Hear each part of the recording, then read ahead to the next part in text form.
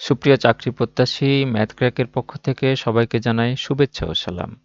Self recent job solution চতুর্থ ও পঞ্চম খণ্ডের পরীক্ষা নাম্বার 450, পৃষ্ঠা নাম্বার 82 এবং সমস্যা নাম্বার 12 এর আজকে একটি গাণিতিক সমস্যা আমরা দেখব এবং প্রচলিত সমাধানের পাশাপাশি আমরা স্মার্ট অ্যাপ্রোচেও দেখব।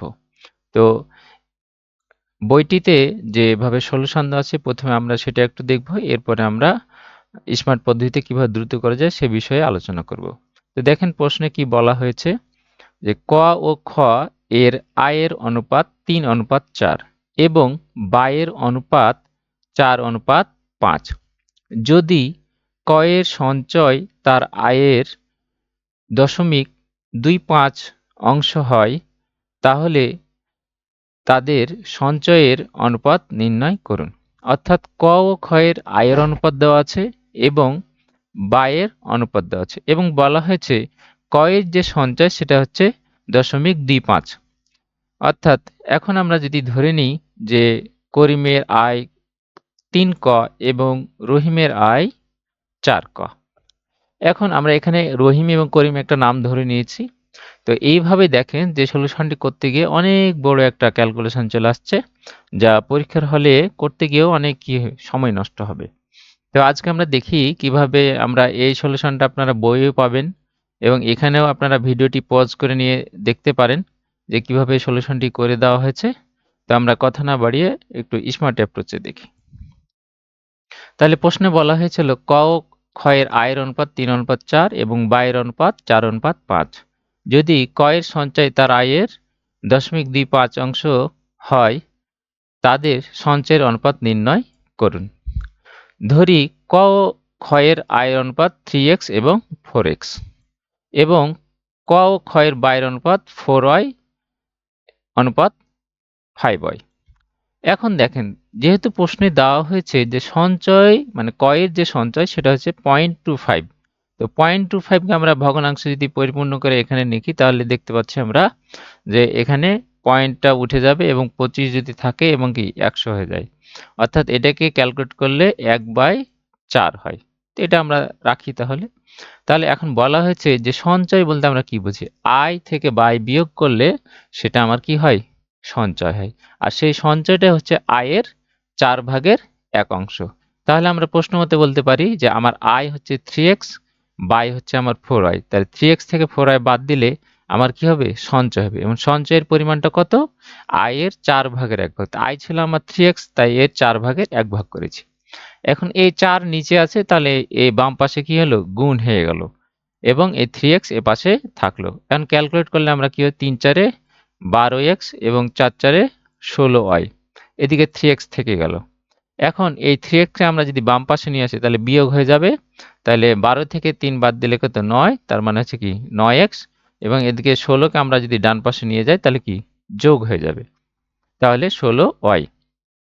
এখন এই x/y আমরা অনুপাত করা জানি যে এটা এভাবে 16 চলে যাবে উপরে এবং এই 9 নিচে চলে আসবে। এবং এছাড়াও যদি কেউ না বুঝেন তাহলে সহজ উপায় হচ্ছে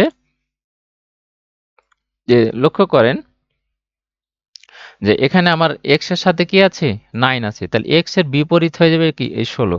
তাহলে x এর মানটা দেখেন এই যে 16 হয়ে গেছে এবং দেখেন y কি তার বিপরীতটা হবে, তাহলে কত, 9, তাহলে এই যে 9 হয়ে গেল।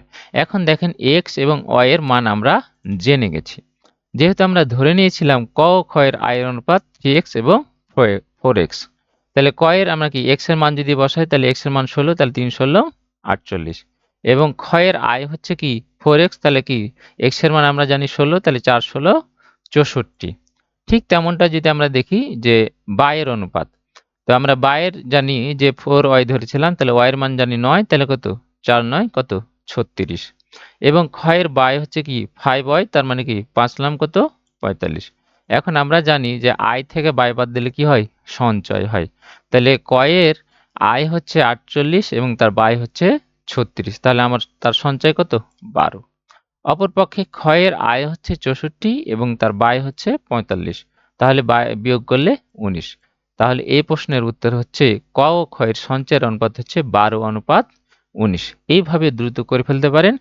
এছাড়া আপনি আরও একটি মানে যে আমি সলিউশনটা দেখালাম এটাকে আপনি জাস্ট কটা লাইনেও করে ফেলতে পারেন। তাহলে দেখেন সেটা কিভাবে করি। তাহলে দেখেন প্রশ্নে দেওয়া হয়েছে ক ও খ এর আয়ের অনুপাত 3:4 এবং ব্যয়ের অনুপাত 4:5। যদি ক এর সঞ্চয় তার আয়ের 0.25 অংশ হয় তাদের সঞ্চয়ের অনুপাত কত? তো লক্ষ্য করেন যে ক এর সঞ্চয় অথবা তার আয়ের যে কত অংশ 0.25 অংশ। তো এটাকে আমরা কি 1/4 করতে পারি। তাহলে বলতে পারি দেখেন আমার আয় যদি 4 টাকা হয় তাহলে আমার সঞ্চয় হয়েছে কয় টাকা? 1 টাকা। তার মানে আমার ব্যয় কত? 3 টাকা। ঠিক আমরা এভাবে ধরে নিতে পারি যে আয় আমার 4 টাকা, সঞ্চয় আমার 1 টাকা। তাহলে ব্যয় কত করেছিলাম? 3 টাকা। ঠিক এখন আমরা এইটাকে অনুপাত দিয়ে করে ফেলবো। দেখেন যে প্রথমে আমরা আয়ের অনুপাত যদি লিখি ক এর হচ্ছে কত 3 এবং খ এর হচ্ছে 4। অপরপক্ষে ব্যয়ের অনুপাত যদি লিখি এটা 4, এটা হচ্ছে 5। এখন আমরা যেহেতু প্রশ্নে ক এর তথ্যাদি দেওয়া আছে তাহলে আমরা ক কে নিয়ে কাজ করব। এখন লক্ষ্য করেন আমরা এই অনুপাতটাকে সমান করে নিব। তাহলে দেখেন যে ক এর এক জায়গায় মান পেলাম 3, এক জায়গায় মান পাচ্ছি আমরা 4। তাহলে এটাকে যদি সমান করে নিই তাহলে কি জাস্ট রিভার্স গুণ করলেই হয়। তাহলে এই 4 দেখেন অপর পক্ষে আয়কে আমি 4 দ্বারা গুণ করেছি, আমার কি অপর বিপরীত পক্ষে আমি 3 দ্বারা গুণ করেছি। তাহলে দেখবেন আয় এবং ব্যয় কি হয়ে যাবে? সমান আকারে চলে আসবে ক এর। এখন যেহেতু আমার আয় ছিল আমার 4 এবং ব্যয় ছিল 3, এই জন্য আমি এখানে 4 দ্বারা গুণ করলাম আয়কে এবং ব্যয় আমার কত? 3 দ্বারা গুণ করলাম। এখন যদি আমরা দেখি জাস্ট এটা গুণ করি তাহলে দেখেন 3 আর এই 4 এবং এই 4 তাহলে কত হলো? 48 এবং এই 4 এবং এই 4 এবং এই 3টা 4 গুণ করলে 64। ঠিক এই নিচ লাইনে যদি আমরা দেখি এই 4 এবং 3 যদি গুণ করি তাহলে হচ্ছে 36 এবং এখানকার 5 এবং এই 3 এবং এই 3 করলে আমরা কত পাবো? 45। এখন লক্ষ্য করেন আয় এবং ব্যয় আমরা পেয়ে গেছি। তাহলে আমরা জানি ক এর আয় হচ্ছে 48, ব্যয় হচ্ছে 36। তাহলে সঞ্চয় হচ্ছে কত? 12।